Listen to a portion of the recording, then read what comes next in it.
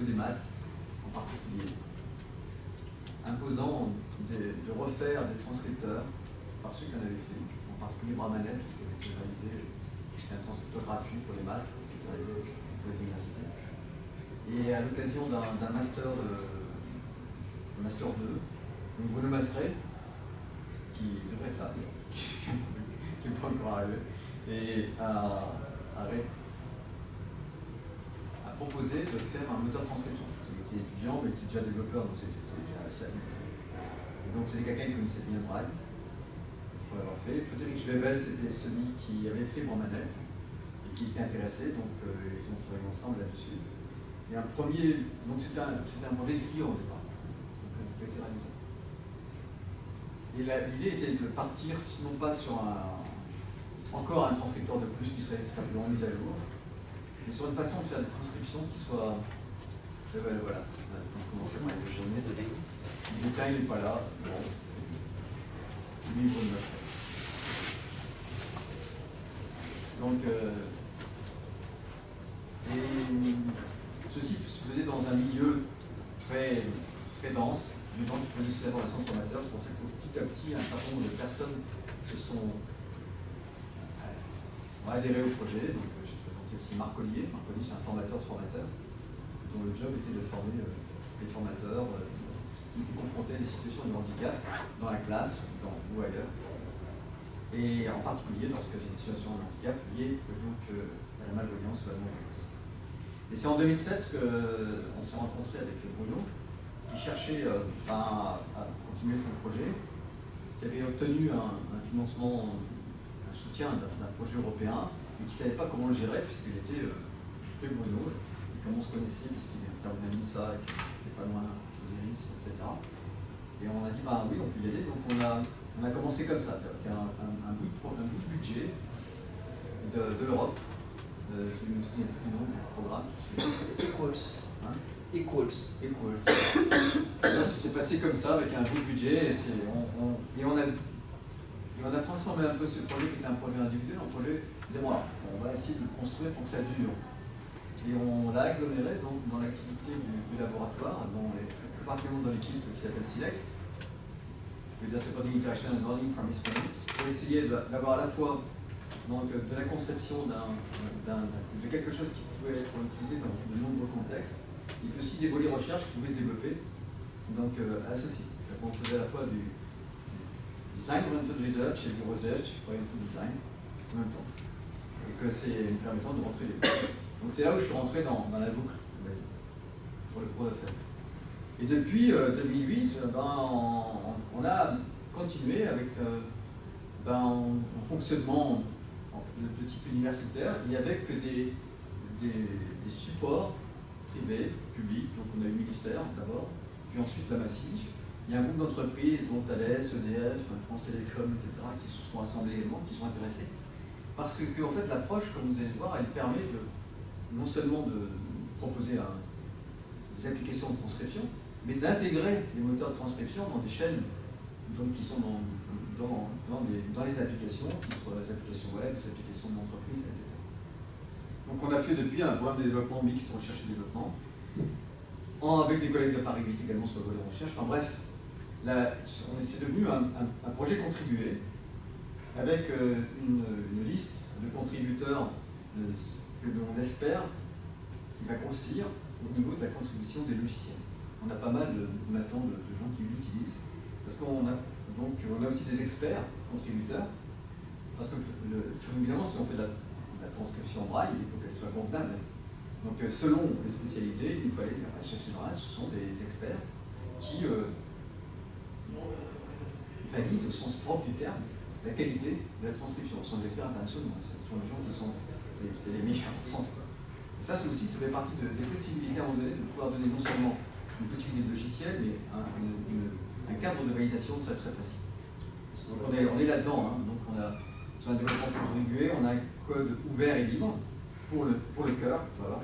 Et puis on le développe de façon à ce qu'il puisse s'intégrer dans des chaînes. Donc là, on ne demande pas mieux de continuer à rajouter des logos dans la liste et des têtes dans l'arbre qu'il a. Donc j'aimerais qu'il y ait plus de monde ici, mais faites-le savoir, tweetez un peu à son sujet, pour dire qu'on cherche des gens. Alors. Donc j'ai prévu, on ne savait pas, quelques rappels sur le braille, mais bah, si tout le monde connaît le braille, c'est pas la peine. Hein. Tout le monde ne connaît pas. Bon, le braille, c'est un bon, ça a été inventé par Louis Braille, qui est devenu aveugle à 16 ans en cours de route. Et c'est enfin non, avant, c'est à 16 ans qu'il a inventé le code braille. Donc, parce que il est resté dans l'interaction. Il a fait un système assez simple au départ, donc avec 6 points qui pouvaient être en relief de ce type-là, et puis en faisant une mise en correspondance directe de l'alphabet. Alors évidemment, ça a bougé, hein, maintenant évidemment, sur les claviers, on a maj, machin, je sais pas quoi, pour mettre des accentuations, etc. Et puis que les formes braille se sont multipliées. Donc à partir d'un truc qui était très simple, pour pouvoir juste écrire du texte, maintenant on a du texte littéraire. Alors la forme intégrale, ça veut dire lorsqu'on écrit tous les mots, avec toutes les lettres. La forme abrégée. Alors pourquoi l'abrégé est très important pour les non-voyants? C'est que c'est plus court à la fois à lire et à écrire. Parce que c'est long de lire avec ses doigts, malgré tout. Ce qui fait que si je raccourcis, et c'est un abrégé sans perte d'information. Ça fait un peu penser à la sténo. C'est-à-dire que c'est pas de l'abrégé SMS. C'est l'abrégé qui répond donc à des normes. Enfin, tout est normé dans le braille, et ça veut dire qu'à chaque fois que, heureusement, hein, sinon on ne pourrait pas savoir comment apprendre le braille s'il n'était pas normé. Et les formules de chimie, les formules de mathématiques, les partitions donc, de musique, tout cela doit, petit à petit, a eu sa façon d'être mis en braille également. Et dans différentes langues, évidemment, puisque selon les alphabets, on n'a pas les mêmes, donc on n'aura pas les mêmes codages. Et ça fait donc une combinatoire assez importante pour le faire. Donc par exemple, pour le braille mathématique, c'est celui qui est le plus spectaculaire, c'est qu'on a des formes comme ça qui pour nous sont spatiales, ne posent pas de problème, mais qui sont évidemment pas, on ne peut pas traduire directement. Il faut la traduire comme si on la disait au téléphone, je dis souvent. D'accord. Il faut la linéariser. Donc du coup l'écriture braille est comme ça, sa signification, si on la linéarisée serait ça, puis la visualisation en noir à l'écran, si on donnerait ça quoi. Ce sont des choses qui vont rendre accessibles des cours de maths par exemple, alors que vraiment c'est pas possible, tout simplement. C'est particulièrement important au niveau de l'université par exemple. Donc par ailleurs, il faut bien se rendre compte que la transcription, si on veut intégrer donc quelqu'un qui fait du braille dans une société, il faut bien sûr que l'on puisse envoyer des choses vers lui. Mais lui, il faut qu'il nous envoie des choses vers nous.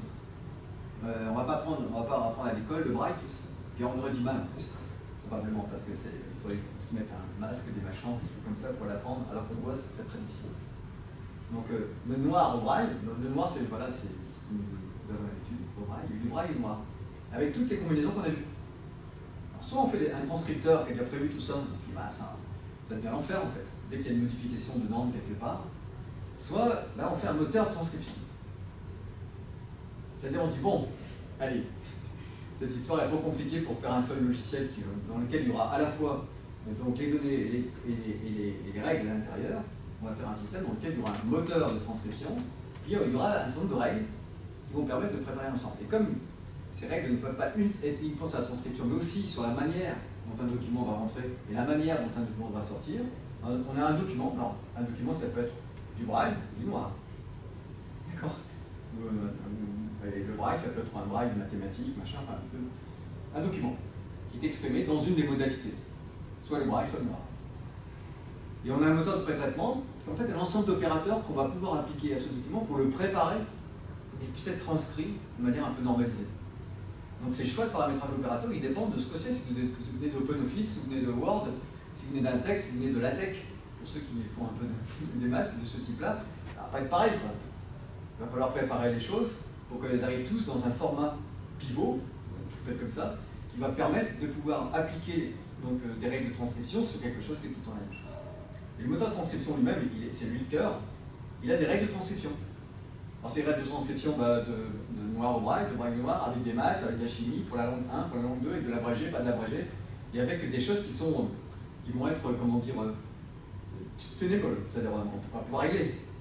Selon le niveau d'abrégé qu'on connaît, son machin de ce type-là. Et puis à la sortie, problème inverse.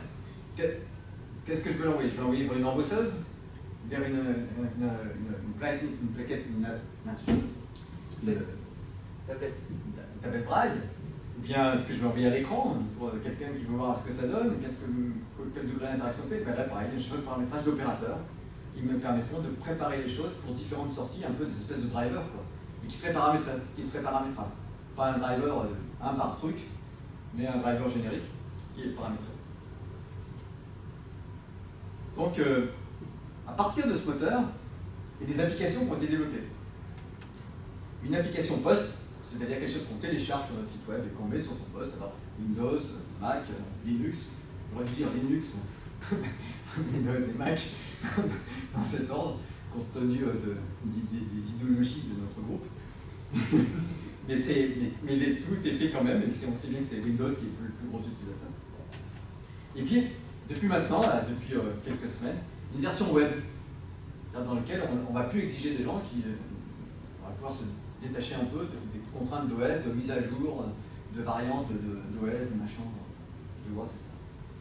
Donc la version post, par exemple, là c'est une illustration que j'ai choisie parmi les transparences, c'est voici l'interface qui a été faite. Alors le moteur il est derrière, et ça c'est l'interface pour travailler. Donc là c'est juste c'est l'édition.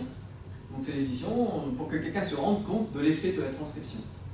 Donc, vous avez, là il y a pas mal de maths, mais vous avez à gauche le braille, comme je ne sais pas lire le braille, je vois à droite.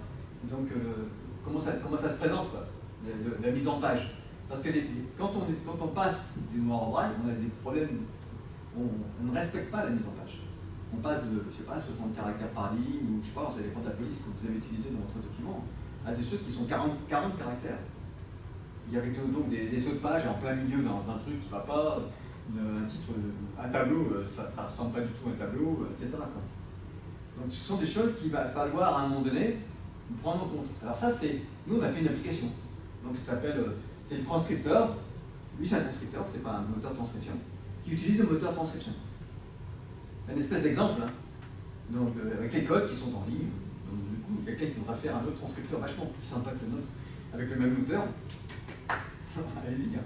D'accord? C'est exactement le job. C'est le transcripteur post, voilà, qu'est-ce qu'il fait? En gros, hein, il a des interactions accessibles, alors ça, rien que ça. Ouais, évidemment, il faut que l'application qui permet de faire la transcription soit même accessible à des non-voyants.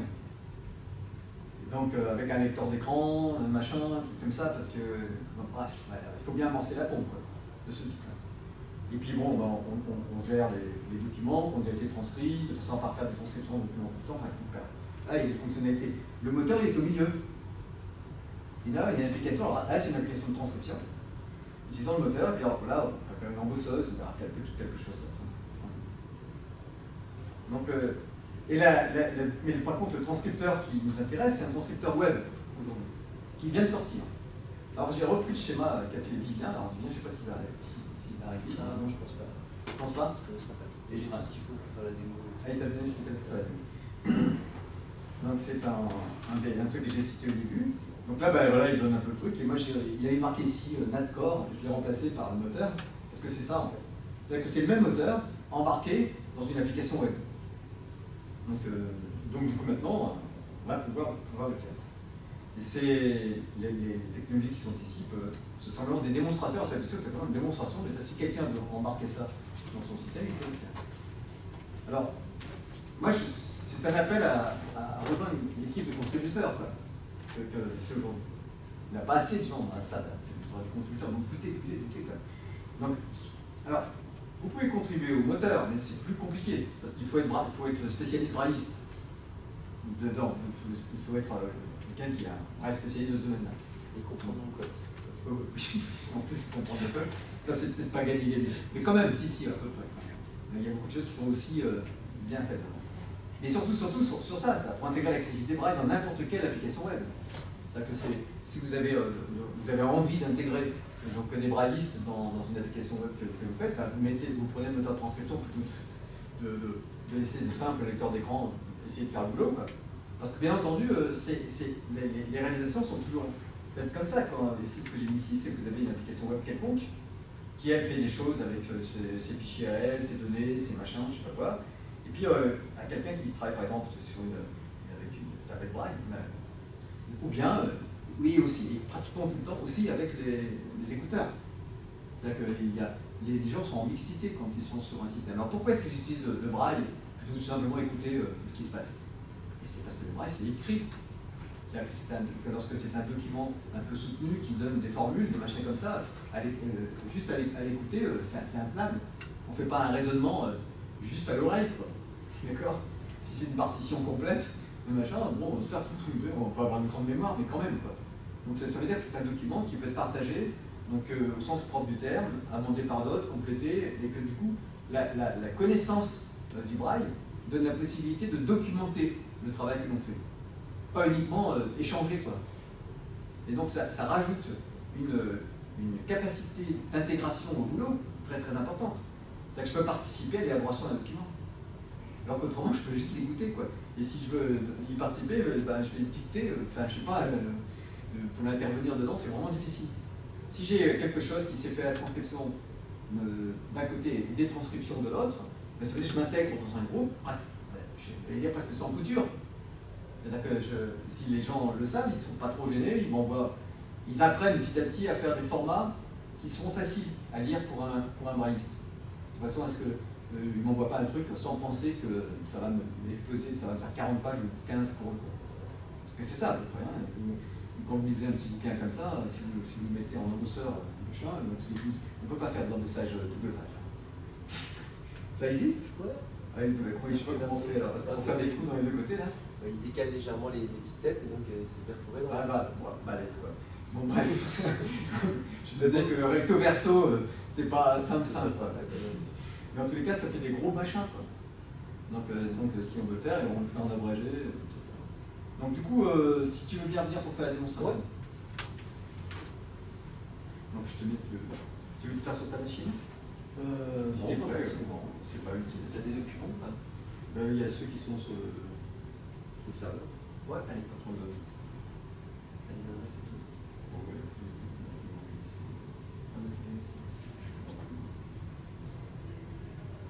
Il y a une autre forme, je voulais rajouter aussi pour introduction, qui va être possible d'ici quelques temps, assez rapidement même. Pour l'instant, là, on travaille surtout avec le français. Donc là, on est en train de lancer tout un travail en fait, pour l'intégration des langues étrangères.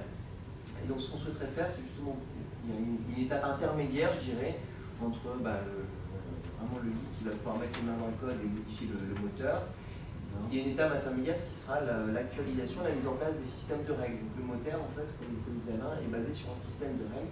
Et donc, on lancera des appels à contribution aussi pour l'anglais, pour l'allemand, le russe, le polonais, tout ça. Et on pourra travailler juste sur ce système de règles, la mise en place, la définition de ces systèmes de règles. Ça ressemble beaucoup à des expressions régulières, des choses comme ça. Donc il y a un format qui est spécifié en fin de spécification qui permettra de faire ça pour n'importe quelle langue. Donc ça, c'est une autre manière de contribuer sans mettre aussi sans rentrer vraiment dans le cœur du moteur. Bonne page. J'ai une question à propos du transcripteur mathématique. Oui. Si par exemple il y a une erreur syntaxique dans la formule d'entrée, il va la traduire ou bien c'est bloquant pour le transcripteur. Par exemple, typiquement, il y a une parenthèse en trop ou en moins. Il n'y aura pas de problème pour ça. Donc il a traduit avec l'erreur. Il fait vraiment un travail de transcription. C'est-à-dire qu'un transcripteur qui fait une transcription, il voit une faute d'orthographe, il ne la corrige pas. Donc si c'est comme ça, ça marchera. Alors ça marchera dans le sens noir vers braille. Dans le sens braille vers noir, c'est beaucoup plus complexe. Parce que, alors, il va traduire quelque chose, donc il va essayer d'interpréter, sauf que comme la sémantique en fait, des expressions mathématiques est extrêmement codée en braille, beaucoup moins permissive finalement que ce qu'il peut faire en noir. Il faut aller retrouver. Exactement. Donc du coup, il mettra une erreur, donc il s'apercevra que le bloc n'est pas fini, que la parenthèse n'est pas finie, donc il risque en fait de tout décaler le reste, c'est-à-dire que la formule risque d'être incompréhensible. Par contre, il va quand même produire quelque chose. Donc typiquement, un élève qui se trompe en rentrant, je sais pas, il oublie une parenthèse, un truc comme ça, le prof pourra lui dire, tiens, à partir de tel caractère, il y a un truc bizarre parce que ça plante. D'accord, Je t'ai lancé, puis je t'ai logé. Normalement, ça... Tiens, attends, il est là. Ouais. Alors, ça c'est la démonstration de l'ancienne interface web qu'on avait. Ouais, j'en ai mieux. Alors je vais vous montrer l'ancienne quand même. Alors elle est pas mal parce qu'elle montre bien les processus en fait d'un point de vue informatique de ce qui peut se passer. Donc il y a un petit login. Il était logé. Alors, donc sur le serveur, côté serveur, il y a des documents, des comptes de documents utilisateurs, on peut en importer aussi des nouveaux. Donc celui-là, c'en a un tout simple. C'est un document texte, il n'y a pas de maths à l'intérieur.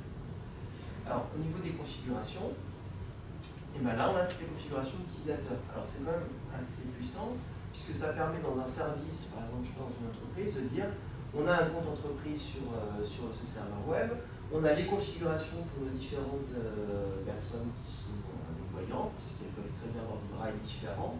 Et donc, on dit tiens, je vais transcrire tel document pour telle personne, ou je vais donner telle configuration pour telle personne. On peut vraiment avoir une action centralisée. Selon son poste de travail aussi, selon l'équipement de son poste de travail. Donc, par exemple, là, je sais ce qu'il a pris, on va faire plage braille 2. Tu as choisi un document attention.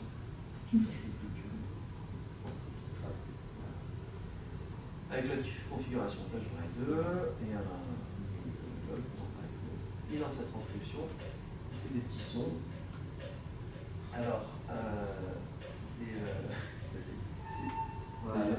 c'est une demande justement pour les non-voyants parce que il faut qu'ils entendent qu'il se passe quelque chose. Quoi. Et alors, sur le web, même avec les agents, le document reçu. Voilà. Donc là, on a un document reçu. Donc c'est là. C'est bien. Tu l'as fait plusieurs fois pour vérifier que ça marche.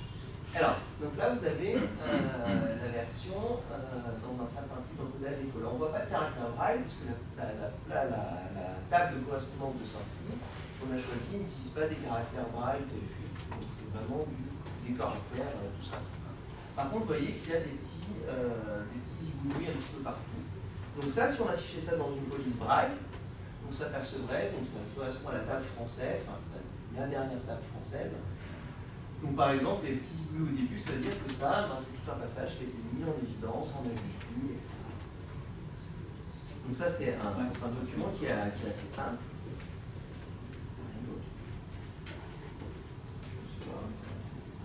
La transcription instantanée, c'est... Ouais, la transcription instantanée. Donc qu'est-ce que tu voulais qu'on transcrive? Là.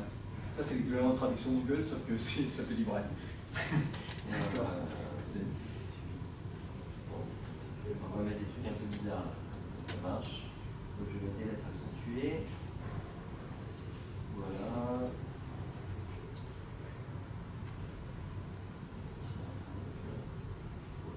N'importe quoi.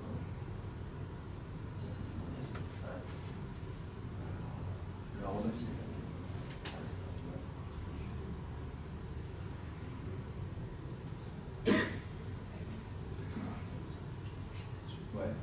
Voilà. Donc là, on a effectivement les points braille qui ont été donnés. Donc si je copie ça,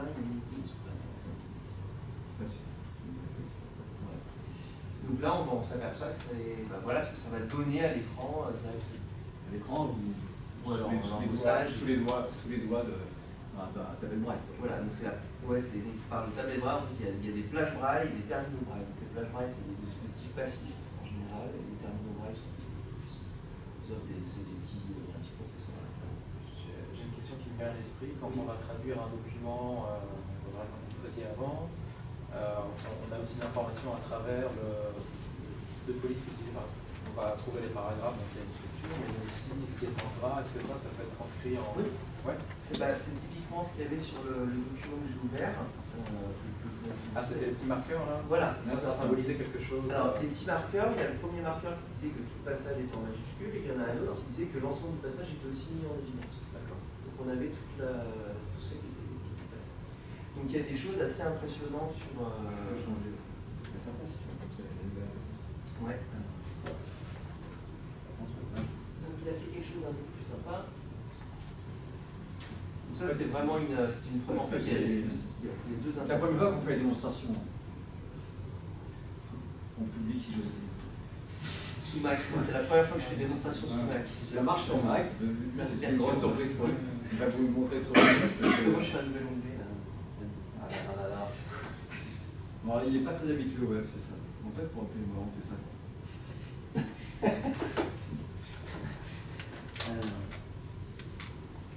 Tu veux que je tape? Ouais, alors, DSI qui glisse. Enfin, DSI moins lat B. DSI quoi? DSI. Oui, tiré. Iris. C'est comme l'autre en fait. Tu Tu fais la place de translator. Attends, ok, Tu mets new comme nouveau. et JS. Comme JavaScript. Ou JS direct. Ouais. Slash. Entrée. Nom d'utilisateur, tu mets Vivien. Les mots de passe, tu ne répéteras pas, tu mets Vivien. Je ne trouve pas personne. 6 JSF. C'est tweeté. Voilà. En fait, c'est la meilleure façon de faire tester un truc aux gens parce qu'ils croient que c'est secret, quoi. C'est le principe parmentier. Alors, tac tac tac, donc on retrouve à peu près les mêmes documents, je pense qu'il y a les maths là. Ah, j'ai un document, hein. Je sais pas. J'ai des notes. Ah oui, je vais faire ça. T'as des maths là? Super. En Office, ouais. Donc voilà, là il y a Office pas trop, j'ai plutôt du attaque. Donc on a simplement les process là, qui avancent, voilà. Hop. Donc c'est un peu plus convivial, un peu moins... Ce qui prend du temps là dans le processus, c'est quoi? C'est surtout le téléchargement du fichier ou ça prend vraiment 5 secondes? Non, il est déjà sur les serveurs. C'est la première exécution de la configuration. En fait. Parce que là, si je le refaisais une fois avec la même configuration, ça sera plus rapide. En fait, comme c'est un moteur, il y a du cache. Ça installe un fichier de config qui lui va être utilisé tel quel derrière. Mais la première fois, il faut fabriquer le fichier de config qui peut être très très long. Il y a je ne sais pas combien de paramètres, mais c'est impressionnant. Le nombre de critères qui permettent de faire de la transcription il est très très important. Il peut être évolutif, c'est pour ça qu'on a fait un moteur et qu'on n'a pas fait un machin en dur. Sinon, à chaque fois, c'était. Même le format du fichier de config, on ne sait même pas. Quoi. Alors, quelqu'un qui connaît bien le format du fichier config, il peut y aller direct, modifier, comme d'habitude, c'est tout simple. Sauf que si j'avais ce gour, 20 caractères, Et donc là, pareil, on parlait tout à l'heure, par exemple, ces deux caractères ici, ces deux premiers caractères signifient que l'ensemble du passage jusqu'au prochain caractère tout droit, comme ça, est en évidence. Donc si on cherche, on va s'apercevoir qu'il est devant le dernier mot. Voilà. C'est-à-dire que de là jusqu'à la fin ici, tout ça, il est mis en évidence. Par contre, on ne sait pas forcément si c'est gras, italique, etc. On sait simplement qu'il y a une mise en évidence. Quand il y a plusieurs mises en évidence à l'intérieur, on va multiplier les marqueurs à l'intérieur pour dire, je sais pas, j'ai un texte tout en gras et à un moment j'ai un truc en gras italique à l'intérieur. Il y aura encore un marqueur devant. Attention, il est sur. D'accord. Ça ressemble au truc en phase, strong, voilà, c'est un peu cette idée-là. On l'a fait pour acheter. Donc on a un plan de développement important sur le transcripteur parce que les utilisateurs, eux, ils veulent un transcripteur. L'innovation, elle n'est pas là. L'innovation, elle est dans le moteur de transcription. Donc, permettant à n'importe qui d'intégrer une transcription de manière aisée sans devoir refaire, être expert du braille, machin, etc. Par contre, le transcripteur, aujourd'hui, on travaille beaucoup sur les interfaces permettant à l'expérience utilisateur de partager avec des publics différents, permettant l'intégration de ce type-là. On attaque le multilingue parce que, évidemment, c'est pas le même braille en anglais, même en français, en canadien-français, c'est pas exactement le même. Alors maintenant, si, ça y est. Donc là, au niveau francophone, on n'a plus qu'un seul braille. Et donc, surtout ce transcripteur qui est gratuit, téléchargeable, utilisable n'importe comment et maintenant sur le web. Alors qu'aujourd'hui, il existe des transcripteurs. Hein. Le plus connu, c'est DeStory, qui a je ne sais pas combien de milliers d'euros. Voilà, c'est 4-5 000 euros pour le faire parce que c'est pour occuper un poste de travail et qui, avec un certain défaut, c'est qu'il ne respecte pas complètement la norme internationale. Mais par contre, il a installé de facto un standard. Comme il est utilisé par plein de gens, il y a plein de gens qui disent maintenant, vous ne transcrivez pas correctement. Au début, on était perturbés, on disait comment? Alors, en réalité, il y avait des habitudes qui étaient prises, qui n'étaient pas conformes à la norme. C'est surtout qu'en fait, avec Duxbury, c'est un outil qui était avant tout destiné à des transcripteurs. C'est vraiment un outil pro. Un particulier, ça lui coûterait 500 € à peu près, 500 ou 600 € de licence et faire des mises à jour derrière. Et il y a certaines choses, en fait, de toute façon, qu'un transcripteur ne peut pas régler. Notamment des ambiguïtés de transcription. Par exemple, en abrégé, le son I1 et le son ENT. Alors, je vais donner un exemple. Je veux dire, mes amis nous convient, il convient de leur répondre. Nous, on va l'écrire de la même manière. En abrégé, il va y avoir deux traductions différentes parce qu'il y a un verbe dans lequel on va entendre, c'est le verbe convier, donc il convie, on va abréger le ENT de la fin. Et dans l'autre, il convient, on va abréger le son I1 à l'intérieur du convient. Donc ça, une machine, elle n'est pas vraiment capable de lever ces ambiguïtés-là. Donc nous, ce qu'on a fait, c'est le principe de Socrate, je sais que je ne sais pas, mais c'est mieux que les autres. On a expliqué en fait dans nos règles qu'il y avait certains mots sur lesquels le transcripteur ne pouvait pas trancher. Et donc derrière, ça génère tout un système d'ambiguïté qui sont levés après par un utilisateur, mais qu'on a reformulé. Donc c'est une partie des règles. On dit est-ce que là c'est le verbe convier ou est-ce que c'est le verbe convenir. Et donc le transcripteur amateur, entre guillemets, peut corriger ça. Pareil pour des noms propres, identifier des noms propres. Un nom propre ne s'abrège pas, il ne se coupe pas, enfin il y a plein de règles comme ça. Et donc c'est des règles qui sont connues des transcripteurs et qui n'ont pas été implémentées dans Duxbury parce que tout simplement on s'est dit ça vient de faire le boulot. Nous on est dans une problématique qui est différente, c'est qu'on a des personnes qui ne sont pas transcripteurs, qui vont être transcripteurs occasionnels, qui doivent arriver à produire des documents suffisamment corrects et qui ne connaissent pas ces règles-là. Au départ, si le ministère de l'Éducation nationale nous avait financé, c'est parce qu'il y avait la loi exigeant l'intégration du handicap dans l'école, et que donc on a dans la classe des enfants qui peuvent être braillistes apprentis, et le prof, lui, par contre, il ne sait pas quoi faire, donc à un moment donné, c'est une solution facile pour lui de le faire à la volée, pour l'un, pour l'autre, pour le brailliste de produire des documents pour son enseignant, et d'avoir une interaction qui devienne beaucoup plus intégrative dans la classe. Alors ça marche assez bien. Il y a de plus en plus d'enseignants qui font face à ça, et puis on a mis en place une espèce de hotline avec nous pour répondre aux gens qui ont des problèmes, pour dire je n'arrive pas à utiliser le système pour ci, pour ça, parce que parfois le paramétrage, comme il y a beaucoup de possibilités, parfois c'est compliqué. C'est pour ça que maintenant il y a des profils de paramétrage selon des scénarios d'apprentissage, par exemple, il y a des méthodes d'apprentissage de l'abrégé, par exemple, on les a complètement implémentées dans la braille sur une configuration. Donc au prof, quelqu'un dit voilà, j'en suis à la leçon 6, il coche le leçon 6 de telle méthode dans la braille et il n'aura que l'abréviation des mots qui ont été lus, l'élocution, des choses comme ça. C'est un outil qui est vraiment pédagogique. Je vais compléter quelque chose qu'Alain a dit qui était à mon avis important, parler d'accessibilité sur le logiciel. En fait, ce dont on s'est aperçu dans ce développement, c'est qu'il y avait effectivement vraiment deux axes de développement extrêmement complémentaires, le moteur et surtout en fait toute la partie de facilitation des interactions.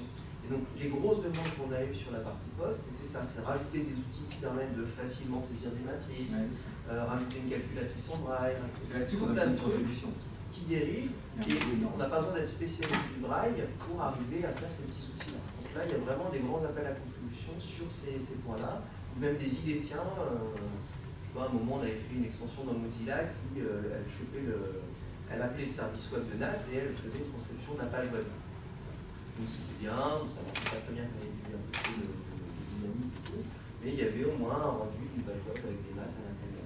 Ça, voilà, on dit voilà, c'est possible. On n'a pas creusé cette piste-là parce que tout simplement, on se concentre en plus sur le métier de NAT Braille au départ, qui est vraiment de fournir ce moteur. Et ce qu'on souhaite, c'est vraiment qu'il y ait beaucoup de gens qui le reprennent, qui l'utilisent comme moteur dans une application aussi. Et l'essayer, c'est l'adopter, c'est ça. Ça, c'est sûr. Non, mais ça, je pense que l'objectif vraiment c'est ça, c'est d'essayer d'avoir un modèle de développement de logiciels qui permet tout à la fois d'intégrer des gens dedans, mais de manière avec différentes facettes. C'est un logiciel ouvert, donc si les gens peuvent intégrer le moteur et faire des interfaces accessibles pour leurs applications, et voilà, parfait. Il y a même des possibilités, donc peut-être dans des entreprises où il y a des formats particuliers d'entrée ou de sortie, il y a possibilité de travailler sur les fils d'entrée et de fils de sortie. Donc on peut très bien rajouter ses propres filtres. Je sais pas, vous avez un format de... Ouais, sur les trucs qui sont avant, un format de facture particulier, par exemple. Ça, des moteurs Vous pouvez vraiment spécifier la conversion au départ et la sortie que vous allez obtenir en vrai. C'est très très modulaire. Comme c'est des moteurs avec des règles, c'est bon système de gaz qui disait sur l'ambiguïté, parce qu'on peut tirer deux choses, et bien, on demande à l'utilisateur de nous dire dans quelle situation. Et c'est lui qui choisit. Donc le lever d'ambiguïté se fait par l'interaction. Plutôt que d'essayer de penser tous les cas de figure possibles imaginables auparavant, et du coup dans son profil ça se met, ça continue, etc. Oui, on pousse rien. À propos, non, c'est pas moi qui gère la durée. Il n'y a plus personne qui gère les bruits, ils sont partis. Si. Ah ouais, il est endormi. C'est à propos du problème de lever l'ambiguïté. Il a été envisagé par exemple de dépasser les règles et d'utiliser un système tagging de l'analyse morpho-syntaxique pour savoir quel est le sujet qui sera porte ouvert, mais typiquement pour le problème de convient qui va soit convenir, soit... Oui, pour prendre le contexte, pour pas la phrase, pour essayer de donner un sens plus précis. Alors oui, c'était un peu envisagé, quand on a commencé à réfléchir là-dessus, oui, c'était envisagé, et ça n'a pas été retenu en fait. Ça n'a pas été retenu tout simplement parce que c'est beaucoup trop complexe et ça rajoute une complexité dans les algorithmes qui était vraiment extrêmement importante et surtout qui n'est pas parfaite. De toute façon, ça serait encore planté. Alors par contre, il y a une solution intermédiaire qu'on avait évoquée, qu'on n'a pas creusé encore pour l'instant, c'est effectivement qu'il y a un système d'apprentissage où l'utilisateur dit, bah voilà, très souvent dans ce cas-là, ou la dernière fois qu'il y avait cette ambiguïté-là, voilà ce que tu as fait. Donc, plutôt un système qui est basé sur les éléments syntaxiques, on prend l'herméneutique. C'est parce que ce mot se retrouve souvent dans ce genre de contexte que ça va se retrouver. Alors qu'autrement, avec le mot syntaxique, tu tombes toujours sur des exceptions. Oui, il faut qu'à un moment donné, tu devras quand même demander au gars ce que tu fais. Il semblerait qu'avec l'aéronautique, dans le corpus d'usage de quelqu'un, très vite, ça se présente plus. Voilà. Bon voilà, je ne sais pas si il y a une question. Merci.